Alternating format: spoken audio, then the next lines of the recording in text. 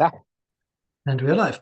Um, hello everybody. This is the Freedom Anarchist News Review, and with me I have Sam and Andy from the Green and Black Cross uh, and um, Activist Court Aid Brigade. There we go.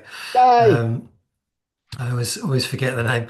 And we've got quite a packed agenda tonight, in as much as there's been a lot going on from an activisty standpoint. So we've got the crackdown on youth demand, which has seen essentially pre-arrests of various people who were organising an entirely public discussion and debate on direct action and how to take on various, I think, environmental and Palestine solidarity activities.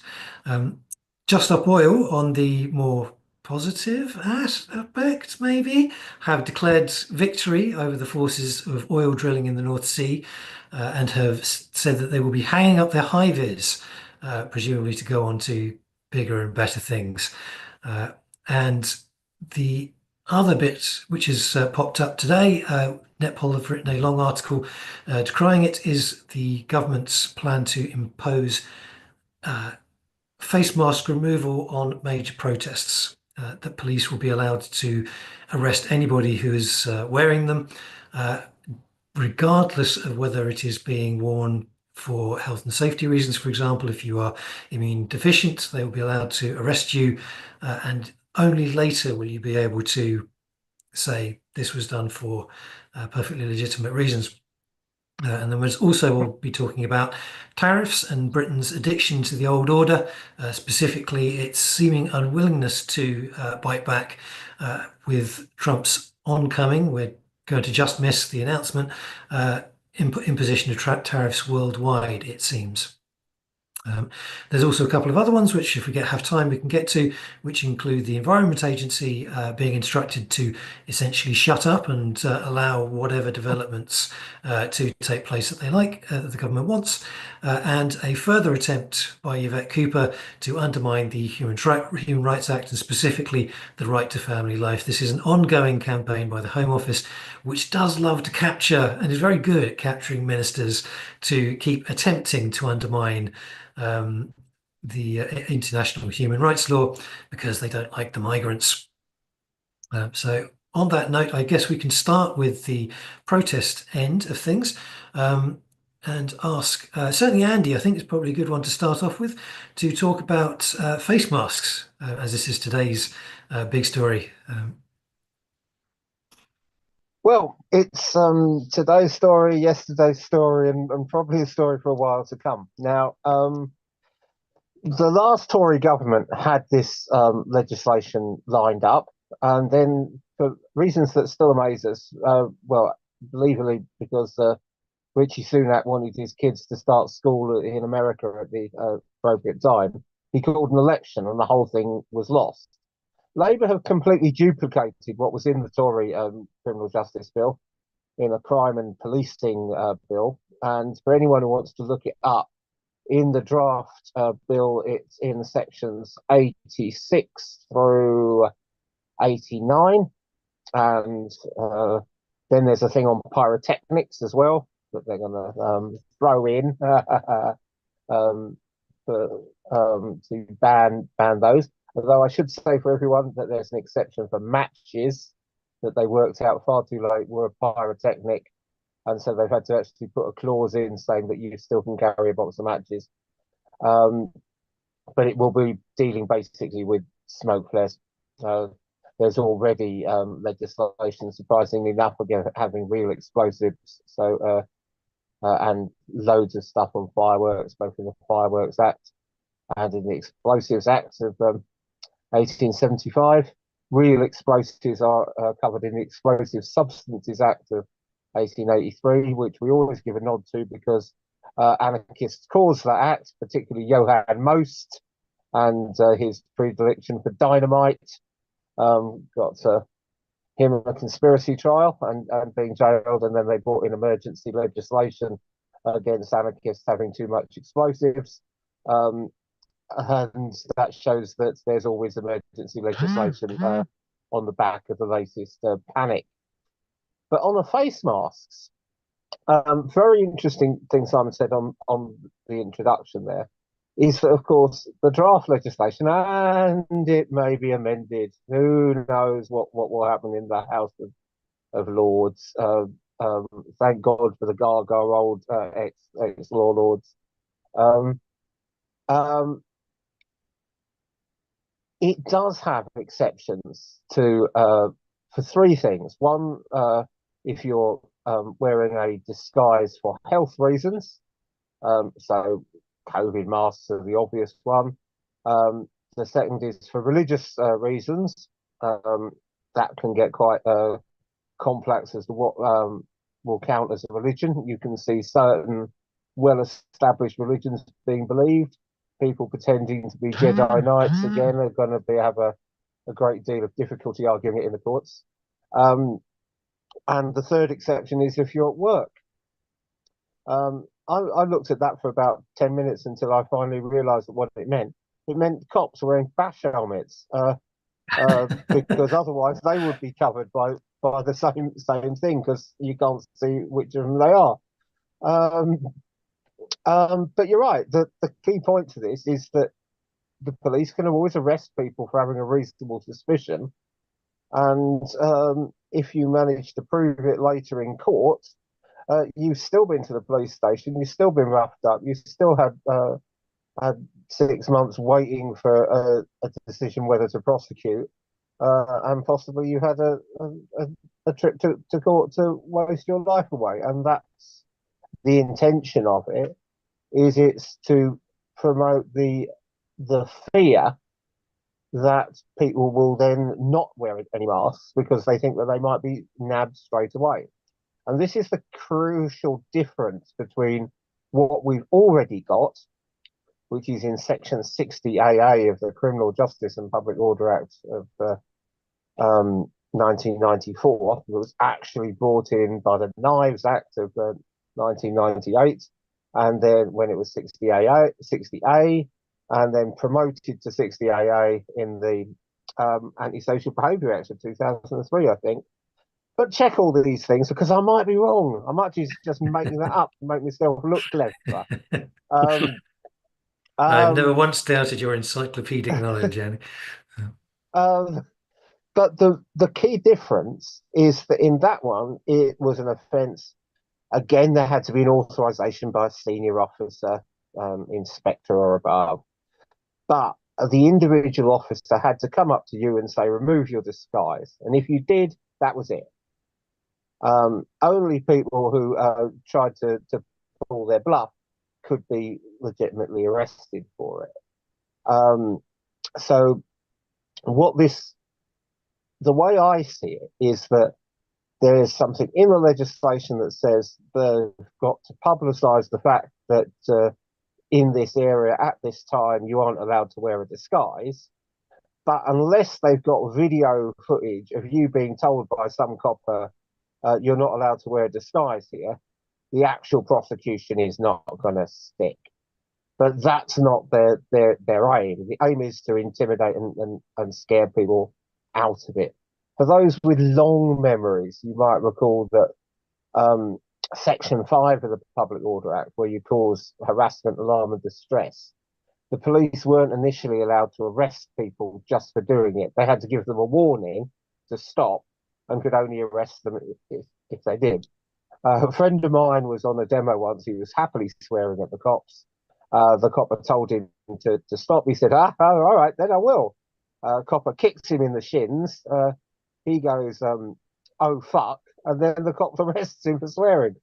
So this is the kind of trick that that they've got a bit difficult with. If people just pull off their disguises and say, all right, I will then, all the current stuff has been undermined. So they've got to have a blanket thing in order to be able to harass people. Because sadly, too many of the Territorial Support Group, the TSG, also known as the Thick and Stupid Group, or the Spice Girls, cannot actually remember to go through the hoops of asking people to and have been just pulling people's masks off at random, and therefore no prosecutions have followed. So they're doing this partly to intimidate demonstrators, but also to make life easier for the thick flod who can't remember to actually follow what the legislation says. That's my rough take on it. But yes, spot on to netpol. Well, I would say that having been in netpol, uh, but it's the wider implications rather than people being scared of the level 3 fine that comes with it. And in theory, it's imprisonable as well at the moment, 1 month. But I can't see there being a lot Yeah. of actual people going to jail for it. It's I mean, mind you, it's not so long ago we were thinking that people wouldn't be going to jail for other forms of protest. So who knows? Um, Mind you, mm, I think so. One of the other things that obviously Netpol mentions is the dovetailing of this with many aspects of the surveillance state, because obviously we've got uh, not only do we now have CCTV, but we've also got people just on with their phones and then putting it all on the internet. Um, a lot of the time, we've got the organisers of the protests doing it because they want to have a nice bunch of film of people being on the demo to put up. Um, News cameras, and then you have facial recognition technology, which can use all of these filmed footage and put them into a police database, which can then track people down with ease should anything kick off either before, during, or after. Um, and not just then, of course, but any time in the future. And the thing which obviously should worry us, I think, from a uh, long-term activist perspective, is that if you've got, say, someone who goes on a demo aged 17, 18, never doesn't do anything wrong, and then a few years later finds themselves at a demo and things kick off and they get, let's say they get overexcited, and they put through a couple of windows, that their mug is still going to be on, it's already going to be on that database for checking up on them and finding, matching a face to two places and all the rest of it. Um, it does make the idea of rowdy demonstration particularly difficult to see how we do it going forward. But in city centres specifically, I think most difficult because that's got where all the cameras are essentially. yeah, Um, it is very worrying. An immediate impact is unlike the Section 60 AA. You can be arrested afterwards. So if you refuse to take off your mask at the moment, they either arrest you or they don't arrest you, and that's it. If you are wearing a disguise and they can't identify you at the time, but they identify you later because they can trace people back to the point where they put on the disguise, which is, yeah, AI is really going to help them with that because it used to involve a huge amount of person power to do the tracking. So yeah, we are fast approaching the fact that without having ID cards, everyone is identifiable um, uh, on a universal level, and we have to think of innovative ways to combat that. Mhm. I did ha I did so Uh, I did have a scan of the document before, and as yeah, as you mentioned, as it is, there's quite a lot in there which possibly might get scaled down, who knows. But it does strike me that under what they've currently got in there, and you know, as you say, the kind of idea being that they don't actually need to sort of prosecute their hope, the kind of they kind of just need to arrest people, and sort of that will lead to the fear and sort of stuff like that. It does strike me that under the current what they've got written down, that this potentially could get quite expensive for them if they're just constantly arresting people on those little things, and then those people sort of try to kind of sue them for false arrest and violent arrest presumably, and assault. Um, so if I wonder if that'll be a kind of consideration for them, the potential cost of all that. I wish that was true. But it's a great moment to plug the fact that you should always think about suing them if you have been arrested and not convicted. Um, the the Met arrests possibly 250,000 people a year. They pay out something in the region of 3 or 4 million a year in compo to people that they shouldn't have arrested or they've otherwise um, so the a bog standard arrest where you are kept for something like 12 hours is going to be worth about 4 grand. If there are aggravating features like personal injury or particularly breaking of the base codes of conduct, there's a bit more. If it's really serious, there's something called exemplary damages. I think Alfie Meadows with his skull cracked open. And that can, together with malicious prosecution, boost it up there. But for the for the basic facts of arrest, depending on whether you're held for a couple of hours or to 24, we're talking the range of 2 to 5 grand.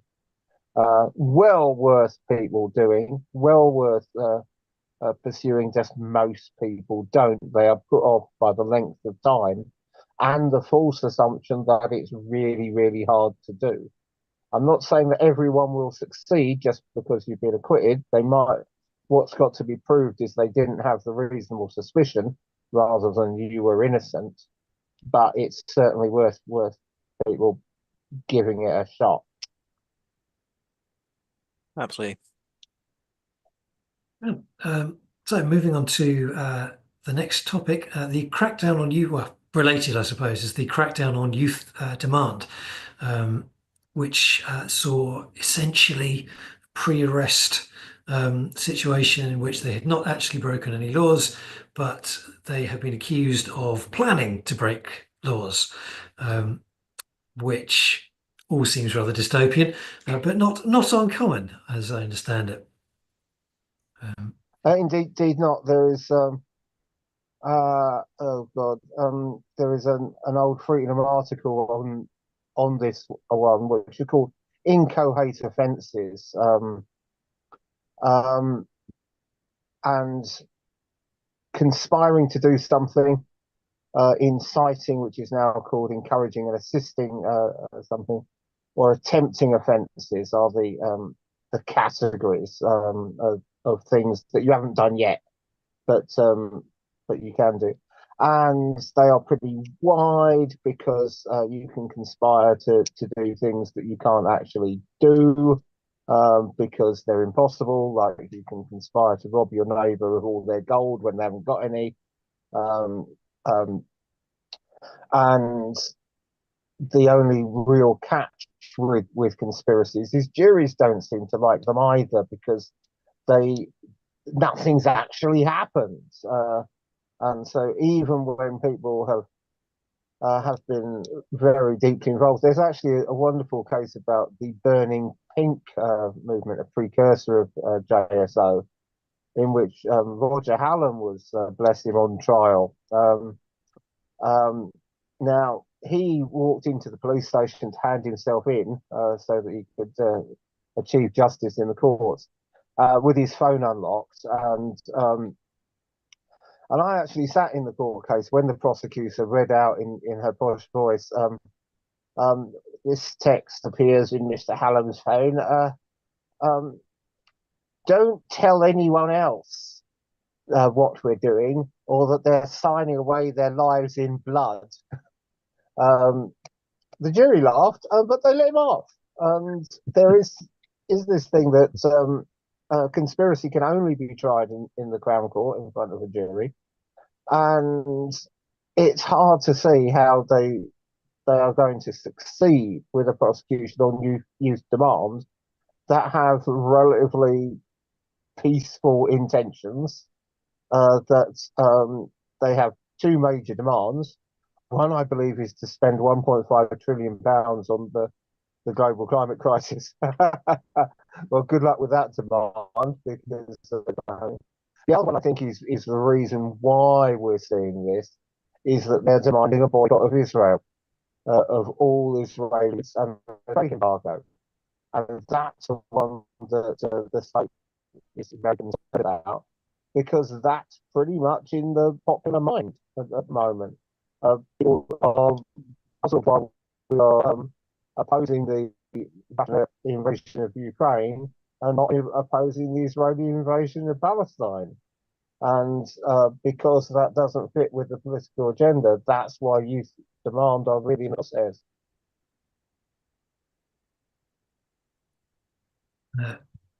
Yeah. Have I lost you? You were cutting out a little bit. I don't know, but yes. I mean the other thing, obviously, with all that is that there's a fairly clear intimidatory approach, I suppose, which again sort of marries in with what we've been talking about with face masks as well, and this whole thing of so the tactic to delegitimize and split the most active and provocative wing of any given movement away from the so-called mild majority that doesn't want to be associated with that kind of thing, and by doing so, you can keep that movement as ineffectual as possible, essentially.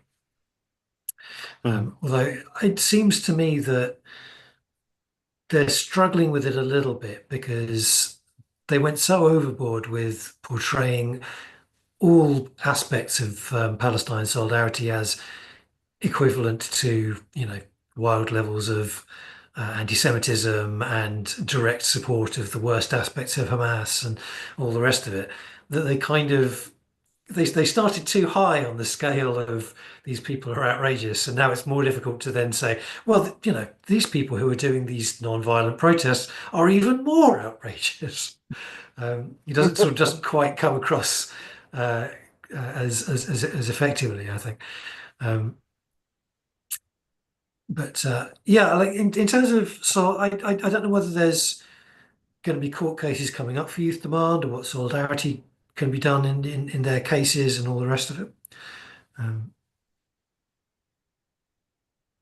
We wait and see if anything comes out of this. I think that they simply want them all on bail, or the presumed leadership on bail, through their month of action, and their worry about the consequences later. As Sam was saying, the budgetary constraints on the Met have to be very, very high. They can afford 10 payouts. If they were to mass arrest people on the streets of several hundred, they would be thinking much more carefully. On the good side, this Quaker raid does seem to have attracted a lot of publicity for youth demand. So that has rather rebounded on the. So I haven't heard much of what's actually been happening on the street, but we will over the next couple of weeks, and then we'll have a. Actually, on the subject of the kind of the fact that it was a Quaker meeting house that was raided and therefore a place of worship. I think the first major I was sort of looking into when I heard about this. I think it was on the evening it happened, or possibly the next morning. And I think the first major news site to pick up on it was CNN, I believe. And the story I have seen the story kind of doing the rounds a bit before it kind of almost before it even hit the UK and European news stuff. It was doing the round in the States, and it's kind of quite interesting to think that when you consider that Americans are currently kicking up a fuss about the right to worship and free speech in regards to abortion, and making that part of their sort of demands on kind of trade policy for us is kind of backing down on that sort of thing. I think there is a question to be asked here about whether or not they're going to kick up the same sort of fuss about the police raiding a place of worship. That is a kind of an interesting thought there, I think. Raiding a place of worship, but in solidarity with Palestinians. Which of the buttons do you push? Yeah, I'm sure that one Yeah, causes quite a lot of confusion for them. On the but yeah, subject, so also, we're getting a good play on this because it's effectively a commercial rented out meeting space. It's not like they've actually interrupted a religious service. But yeah, no one's going to spill those beans to CNN, are they? it's also, I think it's one thing to raid a secret meeting in which it's invite only, and it's another to raid a public meeting in which anybody is supposed to, like the police could have literally just sat there and taken notes for the meeting itself. Um, but yeah, I mean, Yeah, as in, sorry. there is a Public Meetings Act of 1908 brought in against the suffragettes, which, among other things, allows the chairperson to demand that people give their name and address if they're being disruptive in meetings. Um, um, but yeah, another on the identity things. But yeah, there's nothing to stop the police going in. Even if you are holding a private meeting in a public building, the police have a right of entry if they believe that they're preventing a breach of the peace. So yeah, they could have just sat there in uniform for all. And in fact, it is probably their duty to sit there in uniform to check that no one's breaking the law. Yeah, Uh, I think. on the okay. Well, as I say, I think yeah, it's in yeah this yeah, this isn't anything kind of particularly new, but I do feel that like this is yeah, it does seem like we're heading in a sort of direction where this sort of thing is going to become a lot more common. And as like once again, like we keep keep coming back to kind of this kind of costing the Met and stuff like that. I feel like I don't know if you guys saw, but I was on the train home. I was reading the news as I do, and the Met Police have announced that they're cutting 1,700 jobs for officers and staff to make up for a couple of hundred million-pound black hole. So.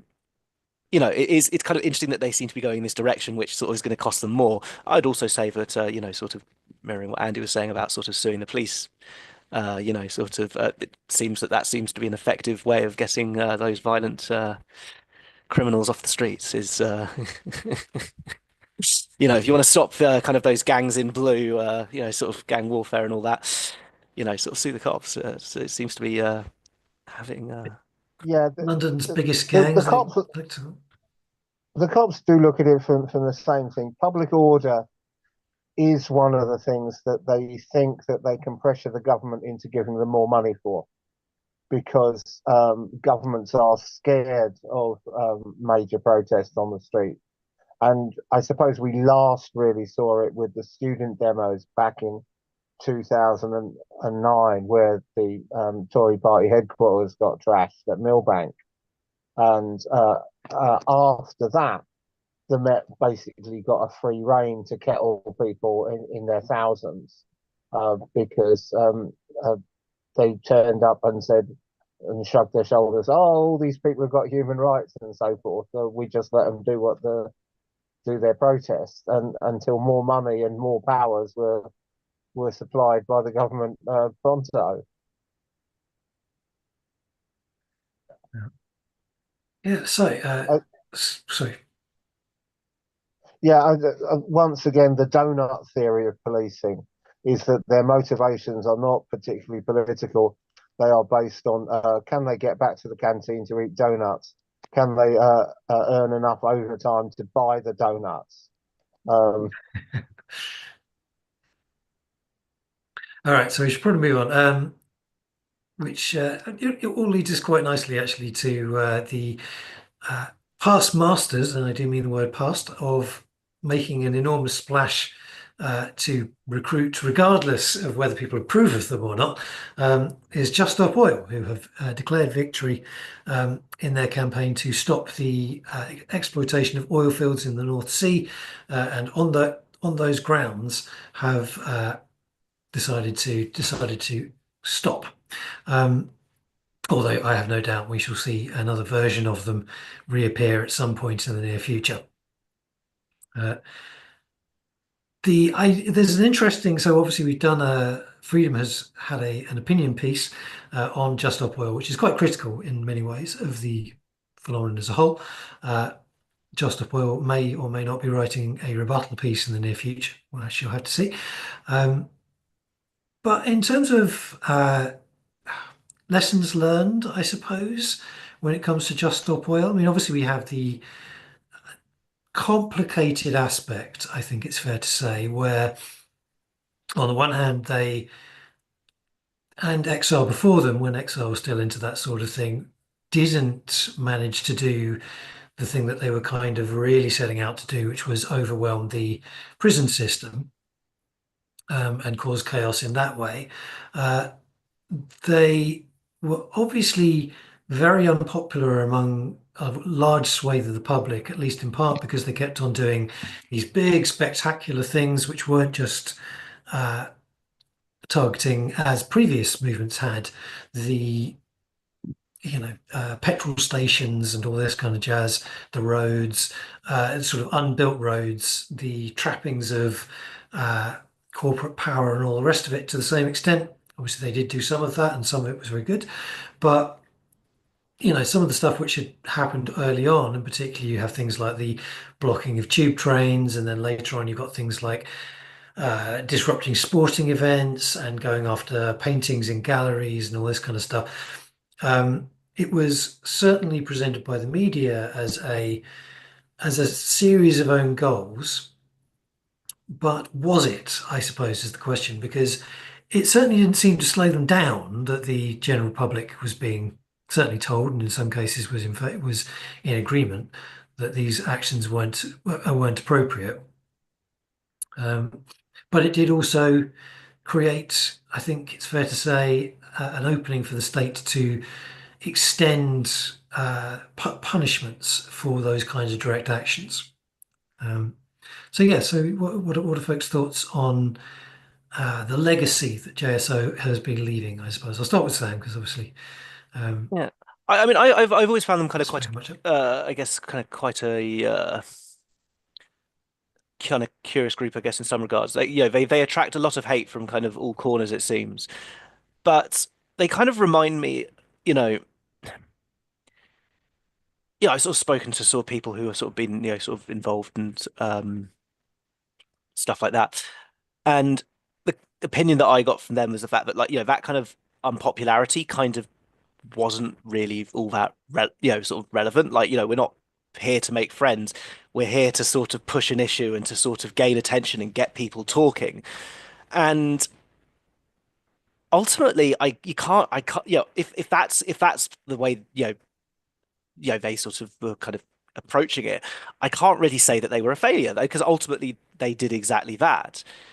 They did get people talking, and there was at least a couple of occasions when they did something kind of, what people thought was kind of quite outrageous. And I was at the pub, and sort of people, sort of we were sort of, the arguing was going backwards and forwards over kind of whether or not it was like a right kind of action, and sort of like, whether or not the kind of tactics met the demand. And I always entered those arguments the same way, which is where I'd just be at like, you know, but you're saying this, but here we are at the pub and we're discussing it. And, you know, I think there's definitely questions to be asked about the tactics and sort of stuff like that. But from that point, sort of I can't particularly, sort of say that I consider them to be a failure on that front. Um, the thing I also think with them as well is the fact that they it seemed that they learnt quite a lot of from the mistakes made by XR. So as the question of what kind of comes next, it would be, I do Just Stop Oil, they weren't the perfect organization, and there's plenty to critique them on, and a lot of the criticisms of they've made of them are legitimate and stuff. So it does kind of beg the question, though, is whatever comes next, sort of will it learn from the mistakes of XR, and are we just sort of, I mean, I like to think that we're on the path to hopefully the next one will be perfect, but inevitably it won't be, but sort of, at least it looks like we're on the path towards, kind of getting towards a group that's sort of truly effective and actually, sort of does what needs to be done. Yeah, Yeah, if and there was anything I'd hoped for from this is perhaps a return to a more of a mass movement and less than of the individual martyrs um, doing spectacular stunts. Because for all its flaws, XR did have a very wide base of supporters, and it would be encouraging to see environmental protests going back in that direction. yeah, I mean, certainly, obviously, we do have a sort of a line which runs all the way from the environmental movement of the 1970s, but in direct action terms, you've got everything from the 90s onwards. You've got sort of road protest movements, and you've got the climate camps going on from that, and then you've got anti-HS2 and all this kind of stuff. And I think XR and JSO after it, and obviously Insulate Britain in between. There was a certain degree of sort of later on there was a interacting going on with the likes of Earth First. Um, but for the most part, there was a kind of disconnect that took place in which, I would uh, speak to people who are activists in Earth First and be sort of saying, well, has there been an influx of people as a result of XR coming about and all the rest of it? And they would sort of be like, well, people eventually ended up at Earth First in some numbers, but uh, there wasn't that kind of meshed approach. And one of the things, obviously, which it's a problem for the movement as a whole on an ongoing basis is that you get these kind of upsurges in activity, um, but they then kind of partially dissipate or people toddle off and do their own thing or whatever. And then the next wave is doing it without having learned it or not having access to or not thinking to get access to all of those lessons. And obviously, in particular, what we've been talking about already, you've got the situation where more and more the state has not only this wide ranging backlog of laws and institutional knowledge and policing strategy to deal with the rise of direct action movements and protest movements and disruptive nonviolent movements. But we don't have our own version of that to the same degree, where we are teaching people from the off, from very early on. If you do this, yeah, you'll get arrested, but that won't necessarily have the outcome that you think it will. Or when you're thinking through what happens here, like, what is your end game? Like there is, I mean, there absolutely is a strategic value to getting yourself arrested, making yourself a martyr, and making a big old splash out of it. And I think if you know exactly what you're doing under those circumstances, and that is a really important part of it, not just, as Roger Roger's text messages suggested, perhaps just throwing people who don't know what's happening at the wall and seeing what sticks, um, then that's one thing. But yeah, like this kind of we have got a problem that this is only going to get more difficult over time, because if people take direct action, not realizing, yeah, if you're doing this direct action without having a mask on or whatever, aged 17, they're still going to be picking you out a decade later. Like this was happening even before they had access to vast databases and automation, right? Like people would, I mean, I think it was either you or a guy I used to know, Roger, who used to say, yeah, like I would show up at a demonstration in London and the cops would know me by sight and call me by my first name and all the rest of it because I'd been there more than a few times and they just kind of cottoned on who I was essentially.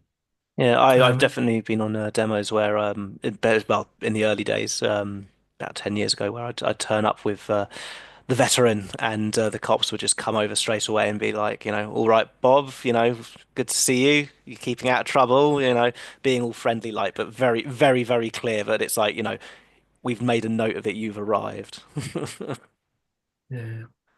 Well, yeah, that's what's different, isn't it? If they've got the AI app on their um, computer, they can do that to everyone, as opposed to having the former forward intelligence team who had to learn who everyone was, which in a way is sort of more personal. But if they can do it across the board, and for those who haven't done it, I recall my first one, which was outside the Italian embassy in I think 2001, where they had kettled people and weren't letting them out. And I said to the copper stopping me, "You've got no right for my name and address under any stop and search power, so you've got to let me go." And the forward intelligence team came over and said, "That's quite right, Mr. Reinke. There's no obligation for you to tell us that you live at 43 Chaucer Road, Sidcup." And 14th of January 1968 will be your birthday, Sid. Congratulations, you can go on your way. And it really is quite intimidating. Mm. Yeah, Um, absolutely. I mean, yeah, I mean, imagine you're on your like second or third demo, and all these people just have access via their phone. They just film you a bit, it catches up on the AI, and they stop you a little further down the road and say, "Yeah, I don't need any details. I've already got them on the phone here." Absolutely terrifying as a new activist. So yeah, so like, I think one of the things that as a movement we're going to have to really start thinking through is catching people as early as possible to what is it the trade unionists call it, immunizing people against these concepts and saying, look, getting into activism is going to have you is going to have this kind of effect potentially on your life. um, Making which sure yeah. the support networks are there is, yeah, building those support networks, very important. You know, all comes back to mutual aid in the end, you know. Yeah, and having, sort of, I bang on about this at least once every couple of um, reviews, just sort of saying, yeah, make sure that ACAB and, sorry, the Activist Cortege Brigade, and GBC and branches of Anarchist Black Cross, and the various other campaigns like NetPol, are getting the support base that they need. I mean, I Mm. think that if we're going to create protests or we're going to sustain protest movements, then having the background and legal support networks is going to be absolutely vital. People knowing that, have is it ITN and bindments on your written on your arm, ready to Mm. go, all this kind of stuff. Um, which chirpy sort of note, we should probably push on to the next topic, which is no more chirpy really, but we're on to tariffs and Britain's addiction to the old order is what I've got on the list. So this is Trump's upcoming tariffs. It's going to be, I think, launching in about an hour's time. Is it something like that? At And 9 o'clock. Keir Starmer's preemptive position that we're not going to do anything hasty to retaliate on tariffs, which contrasts quite strongly with India and China and the astonishing, I don't know whether either of you caught it, new trade deal, self-protective trade deals going through between Japan, Korea, and China. And the fact that China and Korea are prepared to work with Japan on protective trade deals is something I would not have, if you even suggested it in November after Trump had won, I would have said it was unlikely because obviously the history between particularly Japan and everywhere else under those circumstances is not great, and Japan has been one of the uh, most steadfast to the point of not entirely rational allies of the US ever since pretty much the end of World War II. Um, so yeah, I suppose the question there is what is Starmer about under these circumstances? It seems that he's just coattailing to the point of disappearing. Essentially, there's no strategy there beyond doing whatever the US fancies doing, I suppose. I've seen, I've been, yeah, I mean, obviously, sort of we've as part of Freedom News, we've obviously been keeping an eye on what the government is up to. But this is just a constantly recurring theme, is this idea that kind of sort of Keir Starmer is the man without a plan, and this is like sort of like there's been a kind of steady stream of articles, leaks from sort of insiders who are sort of and this is something that just keeps coming up time and time again, and I'm not really sure what to make of it, to be honest. I mean, it just seems almost ridiculous, the idea that someone would sort of go to the lengths that he's gone just to sort of be the person at the sort of top of the pyramid, power for power's sake, but then to sort of get there and be like, oh crap, I forgot I needed to sort of do something when I'm here. But But like I that think feels like kind of what it is, and it's just like, I mean, just keep on towing the US line. All I aboard the think good ship USA. it's an odd one that I mean, so obviously the twin poles of influence on Britain primarily are Europe and the US, and Starmer infamously um, was a pro-Remain guy. He's always wanted closer ties with Europe, um, and to a great degree, the great opportunity for growth at the moment is defence spending. Specifically, this is something that they've been talking about chasing, and the EU is about to go through one of the largest spending projects on defence in living memory. 800 billion euros plus Germany has said it's going to be rapidly individually upgrading its military forces.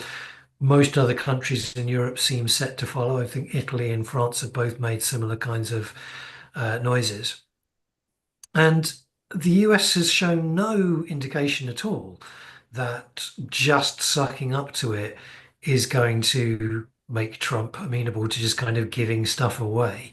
Um, and it kind of like of the other parties, you've got Reform, which has a bit of an Atlanticist bent, and you've got the Conservatives, who don't seem to have any more clue than Labour does about what they want to be doing. But yeah, it just seems incredible. It just seems like there's no connection of what wants to be achieved here, I suppose. Hmm. Yeah, I it's bizarre, isn't it? He seems paralysed by ever mentioning Brexit again, um, and um, he has no scheme for Britain when Britain has walked away from the EU, and America simply doesn't want to be our friends, and that leaves us nowhere. He's relying on the fact that Britain's manufacturing industry is so weak that it's not a threat in the way that China and the EU are in terms of having stuff for Trump to stick tariffs on.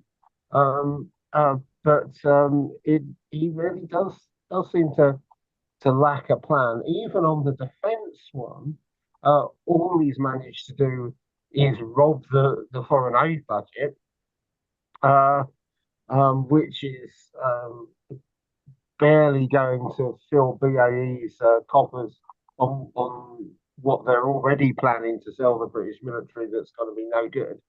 Uh, whereas certain European powers, particularly obviously Poland in the front line, but behind them, Germany are planning a serious military expansion, possibly converting their car factories into tank factories in a traditional way to make up for the lack of exports to America. Yeah, I mean, in terms of the economic uh, what I'm looking for, consequences, there we go, for Britain in terms of not doing anything about US tariff um, changes. I don't. Do you think there's an ideological element to it, in as much as there's Britain has always been a banner holder for laissez-faire, and then later, neoliberalism is kind of one of its leading exponents, and having sold off pretty much every major thing that the government can sell off. There's only really the NHS and the data of the citizenry left. And the data of the citizenry is on the docket for selling to the US as we speak. And the NHS seems shortly to follow so that they can claim some kind of Atlantic trade deal. Um, is there an element, do you think, of kind of dogmatic adherence to the glimmering glimmering star of laissez-faire in the past? Um, I don't know. I really don't know. It's it's it's it's it's a difficult one. Like I said, it's just it genuinely seem like it genuinely does seem kind of quite baffling. Like how you kind of like part of you just wants to kind of assume that there is a secret plan that they're all kind of holding on to behind closed doors. Please let there be a secret plan that they're holding on to behind closed doors, because at least that's sort of gives us the idea that like okay, like there is something competent to be fighting on, because the idea that they've got absolutely nothing and that's what they're hiding kind of makes me feel kind of like, oh dear God, we should be doing a lot better in defeating this. I mean, I think there's a very solid point there that like so this is very much something which reform is sort of trying to exploit by saying, this is all chaotic and meaningless and what is being achieved here. But obviously, reform don't really have any better ideas. I mean, if anything, Farage is even more in hock to sort of tailcoating Trumpism than Starmer. Starmer seems to be doing it as a kind of knee-jerk, don't have any better ideas approach. But Farage is a true believer, I think, in a great number of ways. He's someone who has for many years been on the same ideological page as Trump, and feels that he has a special relationship with Trump, in a way that Starmer doesn't. But that only means that the same criticism can be leveled at reform, except worse, really. And I think that certainly from a left perspective, and I think specifically even from an anarchist perspective, because the left wouldn't really, if the left got into power, what would they do differently? Would they switch to a pro-Europe model? Um, it seems I can't see a pro-Europe model involving less bullying than would be the case in the US, is the thing, is that the EU has for a long time been sort of semi-punishing us for Brexit in a kind of let's not give anyone else any ideas about leaving kind of way. Um, and without Britain being prepared to rejoin, which I don't think that even a left Labour kind of government would, if it had ever would have appeared. I don't think it would have had the ability to. Um, you're just left chasing after EU largesse, not non-forthcoming EU largesse, in the same way as Starmer is chasing non-forthcoming US largesse. So there's not really a sensible status quo state response in that sense to being bullied by either the US or the EU or both, which kind of leaves us with the anarchist critique, right? Which is there's no one coming to save us. There's no great allies which are going to fix the economic straits that we find ourselves in. So what is left is the grassroots, the working class, rebuilding its own forms of solidarity, yada yada yada. The same thing we go after, mutual aid, etc., etc. Solidarity. It's a cliche coming from us, but it's also what other options are there from a social democratic perspective? I don't see any, frankly. I mean, am I wrong? Are there I mean, that sounds other all options? That makes sense. that sounds all very reasonable. I mean, going back to what you were saying a second ago, actually, I do, and sort of kind of bringing it back to sort of Starmer as well, actually, for that. Um, the special relationship, actually, I think, like, could that be kind of what's going on here? Is this sort of continued reliance on the fact that, like, the thing that the government can always fall back on is, well, at least we've got this special relationship, which I would say would be a mistake if that's what they are doing. But maybe that seems to be the most logical thing I can sort of really come up with, is the fact that like the government, whether it be Tory or Labour at this point, you know, like their hopes are that the holy special relationship will kind of see us through. which seems like, I mean, that I don't know if that's what it is, but like that would be kind of a bit nuts, to be honest, because as far as I'm aware, outside of the kind of top levels of the kind of American diplomatic kind of core and sort of stuff like that, most Americans are probably completely unaware of and never even heard of the special relationship. So, Yeah, it's like so, but like, is that what they're holding on to? Is that, I don't know. possible. I mean, I don't hold out much hope in that sense, given that I mean, I don't know whether you saw the amazing bit where Marjorie Taylor Greene, not obviously the most sensible person in the US governmental circles, but was being interviewed by a BBC reporter, I think it was BBC, and basically just turned around and said, "Oh well, you're from Britain. We don't care what you think. You're not important." And then goes to a US journalist who asked the same question. In all fairness to the US journalist, showing a bit of support for the BBC one, but yeah, I mean, I think certainly there was an argument in the pre-Trump times where you could say the US was on a rhetorical level still of the opinion that it needed to be nice to Britain and to Europe and to kind of, you know, be vaguely supportive and say nice things about us and say how important we were and make kind of deals with us and all this kind of thing. I think the obviously the jingoistic isolationist uh, set that is in power in the US now, I don't think that's an act. I think that is just straightforwardly their position now. I think Vance is the most blunt and rude exponent of it. And I would be surprised if Vance is as thick-headed as he comes across in, the various footage of him running interference for Trump. Like I think he does it as a spectacle more than anything else. But I also think he believes it. Um, Hmm. It shouldn't. It strikes me as the sort of thing where the sort of like where we are now with yeah, like as you say, the them kind of basically throwing that away. But it was always on the way that way anyway. Like over the last few decades, the whole kind of concept of the special relationship, it went from being kind of sort of a kind of a partnership, or sort of to sort of being kind of sort of something a bit kind of nostalgic even, straight up to kind of, in the sort of the last 10 years or so, just being kind of almost condescending. And so sort of, sort of the kind of, if it shouldn't, sort of now of Trump and Vance sort of basically sort of saying what special relationship is basically what they seem to be saying. But like, it was always going that way. So fair play. I mean, it's like, yeah, goodbye to that.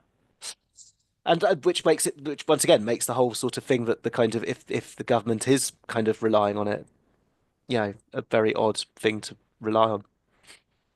an odd thing that the most legendarily dishonest government in US history is the first one to actually be honest about the nature of the special relationship. Well, yes, Um, indeed. Yeah. Mm. Yeah. right, so we are coming up to. I'm enjoying have a chat, so we can carry on if you like. But then we are coming up to the hour, so if people want to toddle off, we can. We had two other topics which we could potentially talk about. One being the latest attempt by Yvette Cooper to undermine the right to family life for migrants, and also the Environment Agency being instructed to shut up and let development happen, both of which are obviously quite important topics. The first one being, I think, quite an interesting one in the sense of uh, this gets brought up by every government and has done for as long as I've been interested in politics, which I first got into things around the time when Tony Blair was getting involved in stuff. Well, 97 when Tony Blair takes power, and shortly afterwards you start getting jabber about, oh, the Human Rights Act is kind of difficult for the British state and it gets in the way of doing what we want to do in terms of reducing immigration and all this kind of stuff. Um, and you've had Home Secretaries from David Blunkett onwards kind of making noises about undermining the HRA. Um, And it's always seemed to me that there was a bit of an element of yes minister about it, where you would get someone come into the ministry, and then within a month, usually, they would start to make strong noises about how the HRA is makes life difficult and is not really something that we should be um, doing in the same ways we have done it previously. Um, And obviously, this is something which has been strongly supported by the tabloids for many years. The Sun, most notably, has gone after HRA and the Daily Mail for many years. Um, are there legs for a revision of the Human Rights Act? They seem to have failed on every other attempt to knock it down. The courts don't seem to like it. Again, we're back with our friend Starmer. He's going to look a right old fool if, as a human rights lawyer, he rips up the Human Rights Act. So it's going to be very difficult for him personally uh, to do anything. It's it's a really strange one because the European Convention, the Article 8, which is the right to privacy and family life, um, was largely written after the Second World War by British lawyers to teach those European people that everyone's got rights and they should stop having dictatorships and murdering large numbers of people. So instead of it being a source of British pride, apparently it's the tyranny of Strasbourg stopping. And if you look at the other countries who are in it, some of them have even worse records than we do on human rights. That Turkey's in it, for example, is a shocker, given their traditional record and what's going on at the moment. So I just cannot see how the current Labour government can do anything on the major things, i.e., withdrawing from the convention or fundamentally altering the 2000 human rights, sorry, the 1998 Human Rights Act that came into force in 2000. They can tinker with it and they can get around a lot of things. You just have to, as with so many things, you have to write very tightly worded legislation that constrains the courts on what particular things that they are going to do. But a hell of a lot of the fuss is coming through the traditional sources, such as the Daily Mail, that take certain court cases and completely misrepresent what happened. The idea that someone can't be deported because they're addicted to chicken nuggets in Britain is completely false, as you would imagine. But it plays with the right wing press, and that's why new Labour, as we might call them, who know that they are going to lose a huge amount of votes for reform in the next election, are desperate to try and seem like they're very anti-immigrant, when in fact it's not going to work. And you've got the fact that there are about half the current Labour MPs who are new incumbents realising that this is their 5 years and they're not going to get another shot after this. So there will be quite a lot of pressure from the backbenchers to try and save my job, i.e., stand strong on immigration. So I think we are looking at another Starmer fudge that he can do nothing decisive, and he's just going to hang on in there and hope to God something turns up. Mr. McCorber like strategy. Yeah, no, it seems to be strongly of the symbolic nature when it comes to migration. That sort of Starmer keeps on doing things like going to Maloney to get tips on how to attack migration and sort of making noises about this sort of cracking down on human trafficking on boats and all this kind of stuff. And it's sort of, I can't imagine he is unaware of the problem that there's incredible labour shortages, which Britain needs migration to solve, essentially. There's not some magic baby producing machine, or in fact young adult producing machine specifically, to sort out the demographic crisis, which is at our doorstep at this very moment. Essentially, it's the retirement crisis is in progress. It's not even sort of on its way anymore. So you're sort of simultaneously having to sort of achieve growth with fewer people in work for many different. I mean, obviously, this all ties into the kind of, can we get out the whip and force ill people back to work and all this kind of stuff. Is that there's an inability to admit that the only, certainly short term, probably medium term, and maybe even long term solution to the massive labour shortages that we have, the things that will break, which will mean growth doesn't happen, essentially, involves at least bringing in a certain number, or encouraging a certain amount of migration. All seems to be, we have to just keep pretending, and maybe something, as you say, something will turn up at some point in the future, maybe.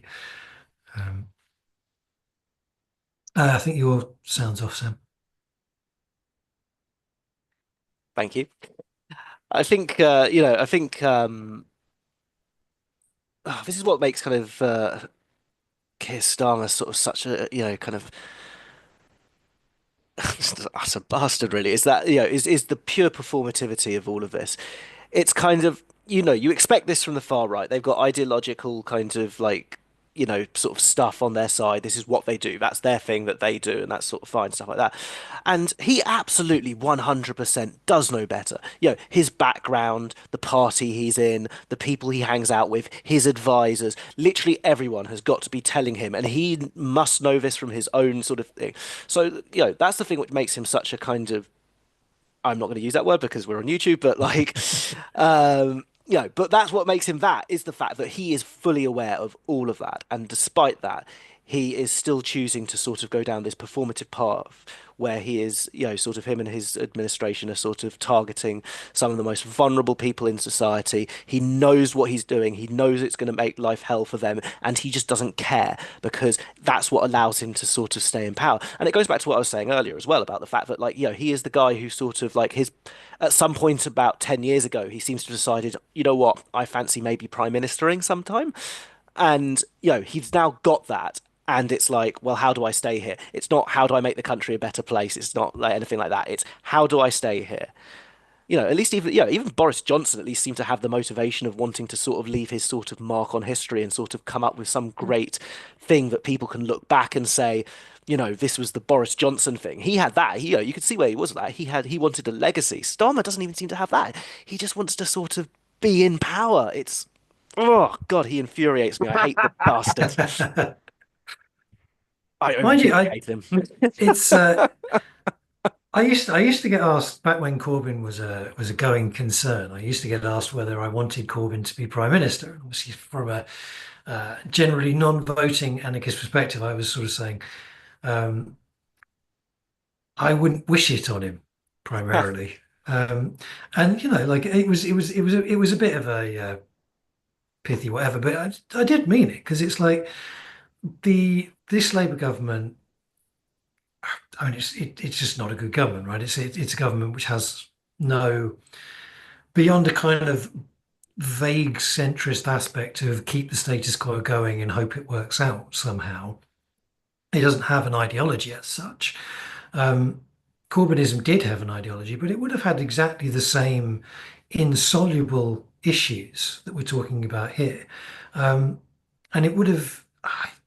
I think it would have been a miserable experience for all involved. Like if Corbyn had been in charge.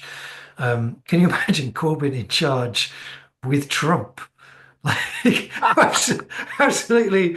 I mean, on a level, something out of a comedy show, but like horrifying from a political perspective. I think it would have been absolutely disastrous.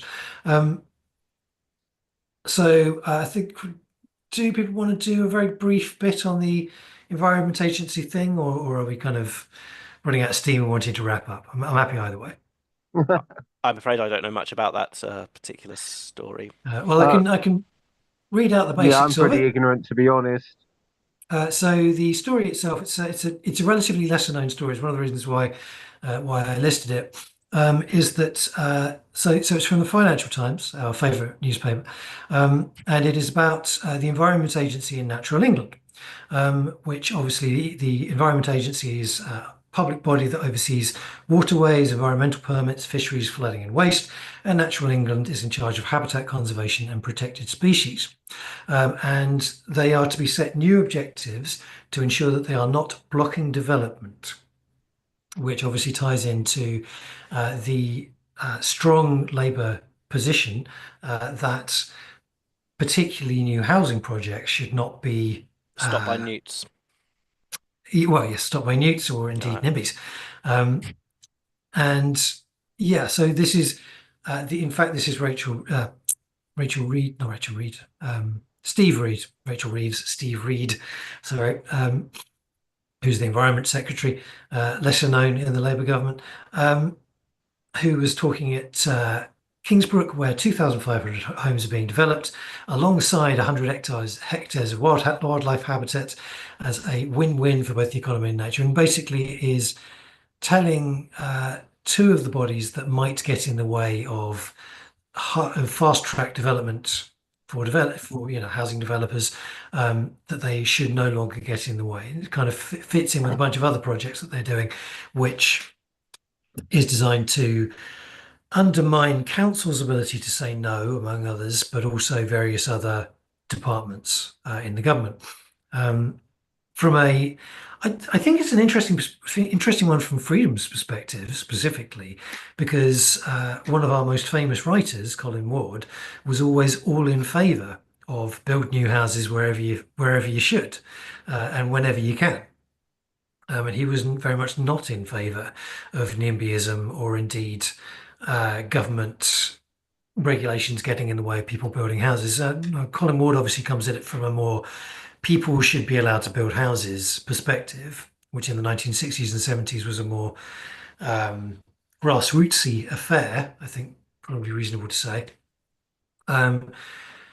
Today, obviously, we have a slightly different position in which house building is wildly expensive to do, because there are many more regulations.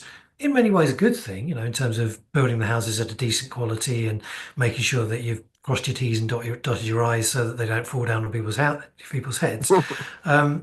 But also in a way which places house building out of reach of the vast majority of people. So, getting hold of land has become vastly more expensive, as we know. But also, and obviously getting hold of the materials and the expertise to build houses. But it would have been possible in the 1960s to buy a piece of land and build your shack on it in a way which it is not possible today, which has meant that only big development companies really have the wherewithal to do so. And as we know, these development companies don't build for people, they build for profit. So, you look at the new developments which get plonked on the edges of towns and cities, and they're all tiny 2-3 bedroom semi-detached houses, which are then rented out for obscene amounts of money.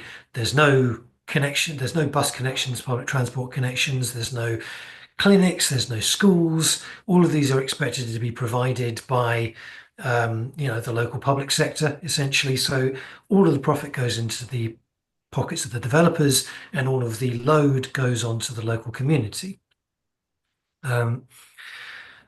So that being a bit of a lengthy introduction, I guess the reason for bringing it up is the difficulty that we face as campaigners, both on the basis of environmentalism, in which these kinds of neo-suburbanite projects are really not very good for the environment, as we know.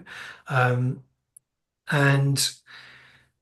they are not very good for the working class on a broad basis, because they're not building where people need jobs, and they're not building in a way which helps people where they need to be.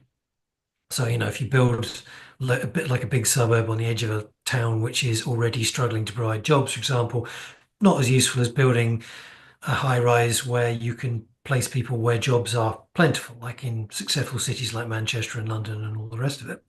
Um, and not particularly for climate change. How do we approach this? How do we approach our critique of the fucking mess that is planning today?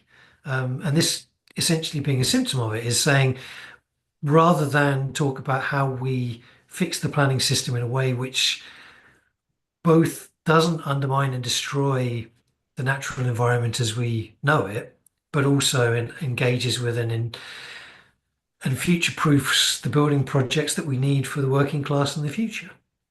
Have you tried abolishing capitalism in the state? It's a big topic for the last 5-10 minutes of a conversation, I suppose. Probably should have started with it, to be honest, because it's a whole topic on in and of itself. But yeah, it is the classic example of short-termism. The governments cannot think beyond their 5 years. They realise that they're in a financial hole, so that they are desperately trying to come up with some scheme to stir up growth at the cost of the environment. And we could have seen that one coming. And as Sam rightly says, that capitalism cannot think beyond short-term profits, because that is what drives it. And while you've got a state system in hock to it, then that is what's happening. As I said in a recent Freedom article, the courts won't listen until the waves are lapping in the Strand. And with the environmental stuff, all that JSO and XR have done, the crisis hasn't really hit yet. And until it does, minor inconveniences to buses not running, or your house being isolated, not being enough healthcare, are something the government is prepared to live with and doesn't have a conscience about, because no one's kicking it.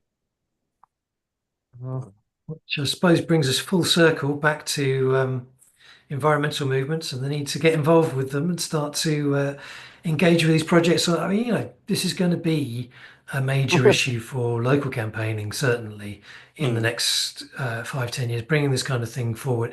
It's one of the few things that does still get the British public to the point of, we'll do something about this, is threats to the last remaining walkable, beautiful places left in Britain, which haven't been tarmacked over or made unavailable to the public and all the rest of it. Well, there's your step forward: is radicalize the Ramblers Society. So there you go. There's a positive aspect, potential positive aspect to end on. So I will say on that note, thank you very much to both Andy and Sam for their hour and a quarter of talking, which is beyond the requirement. And yeah, we shall see you again next week. Like, subscribe.